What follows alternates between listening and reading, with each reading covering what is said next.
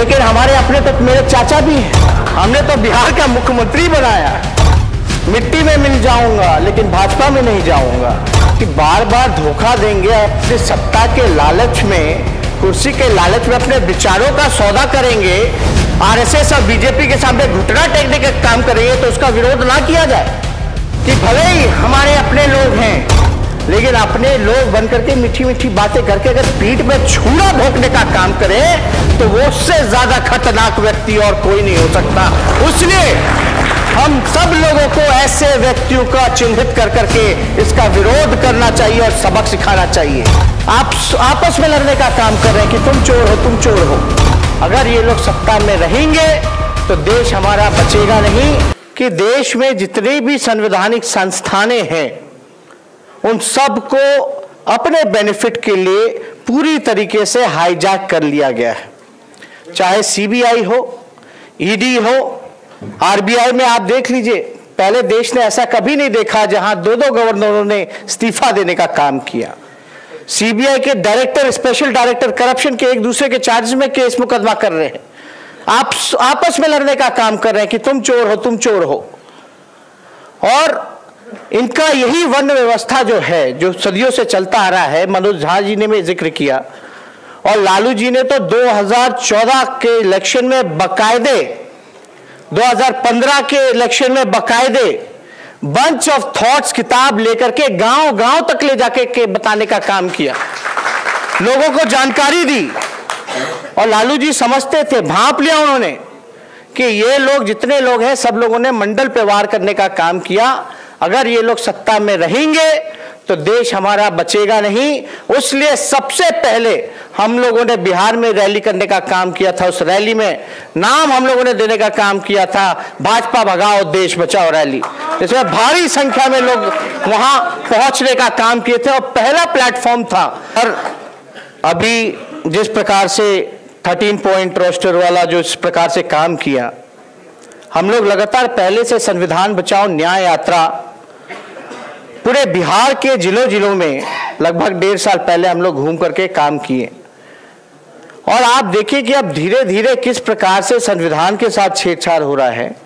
आपको आरक्षण करने का, समाप्त करने की साजिश की जा रही है।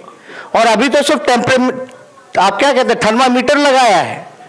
वो देख रहे हैं कि भाई बहुसंख्यकों में क्या रिएक्शन होता है इसको लेकर के। और हम लोग सब लोग यहाँ ठंडे पड़े हुए हैं, सब लोग आपस में लड़ रहे हैं, आपस में बिखरे पड़े हुए हैं। अभी तो बेहद जरूरी है कि अब हम लोग कब सबक सीखेंगे, जब फिर वो व्यवस्था आ जाएगी, फिर से हमारे बाबा साहब अंबेडकर की मूर्तियों को तोड़ा जाएगा, कर्पूरी ठाकुर जी को गाली दिया जाएगा, जगदेव बाबू जैसे नेताओं को गोली मारा जाएगा, तब हम लोग जागेंगे क्या। और मुझे दुख है, एक उर्मिलेश जी ने एक बात कही, उसको लेकर के हम बहुत चिंता में हैं। उन्होंने कहा बाबा साहब अकेले, एक अंबेडकर ने पूरे आरक्षण की व्यवस्था की, पूरे बहुसंख्यक पिछड़े जितने लोग थे, दलित थी, उनके लिए करने का काम किया।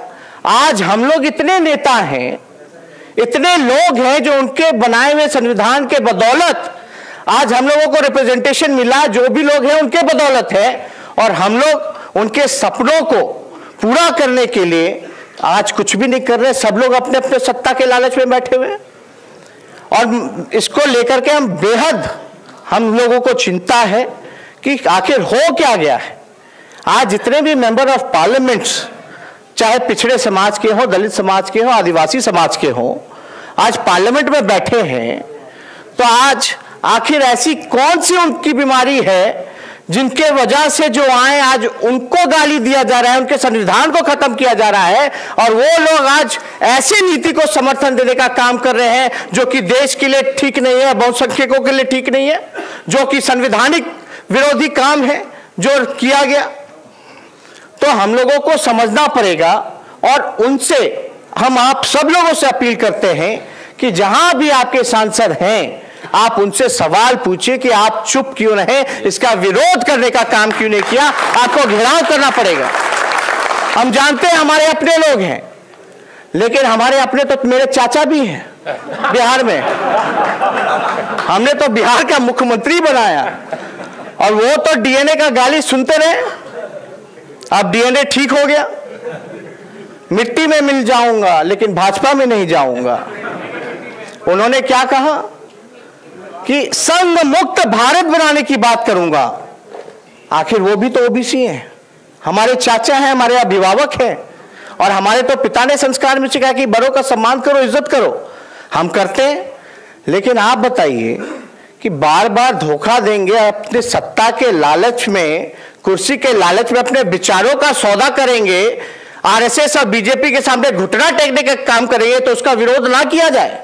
करना चाहिए। मैं मानता हूं कि भले ही हमारे अपने लोग हैं, लेकिन अपने लोग बनकर के मीठी मीठी बातें करके अगर पीठ में छुरा भोंकने का काम करें तो वो उससे ज्यादा खतरनाक व्यक्ति और कोई नहीं हो सकता।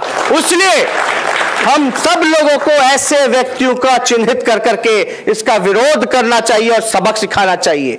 और जहां बहुसंख्यक लोग इकट्ठे हैं, जिसकी जितनी संख्या है, तो कौन इसके आगे टिकने का काम करेगा। इसलिए हमारे चाचा तो पहले समर्थन कर दिए, फिर शर्माते शर्माते जब बहुजनों का जब दबाव आने लगा तो शर्माते शर्माते हमारे लाइन पर बोलने लगे कि जिसकी जितनी आबादी है उसको उतना अधिकार मिलना चाहिए जनसंख्या के आधार पर। जो शैक्षणिक तौर पे, आर्थिक तौर पे, जो जातीय तौर पे जो जनगणना हुई थी, जो कि विश्व की सबसे महंगी जनगणना थी, सर्वे था, उसके हिसाब से उस रिपोर्ट को जारी करना चाहिए। आखिर पता चले कि गरीब व्यक्ति कौन है, कौन जात का गरीब है। 51% दिहाड़ी मजदूर है तो वो कौन जात के हैं, भीख मांगने वाले हैं तो कौन जात के हैं, रिक्शा ठेला चलाने वाले हैं तो कौन जात के हैं, भूमिहीन है तो कौन जात के हैं। हम किसी का विरोध नहीं कर रहे, लेकिन आपको तो सार्वजनिक करना पड़ेगा, कोई बेस होना चाहिए।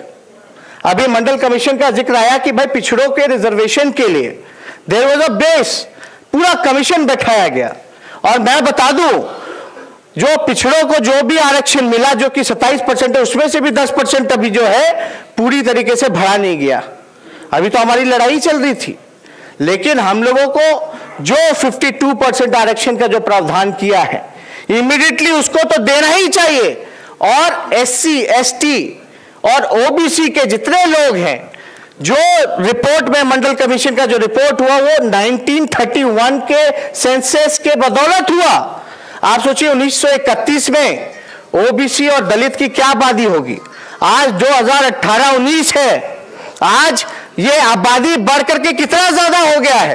तो उस नए सर्वे भी होने चाहिए, नए कास्ट सेंसस भी होना चाहिए, चाहे ब्राह्मणों का हो, अपर कास्ट का हो, बैकवर्ड्स का हो, दलित का हो, एसटी का हो, सबका होना चाहिए। और जगदेव बाबू जी ने जो नारा लगाने का काम किया था, कर्पूरी ठाकुर जी ने जो नारा लगाने का काम किया था कि 100 में 90 शोषित है, 90 भाग हमारा है, उस पर हम सब लोगों को मिलकर के काम करना चाहिए।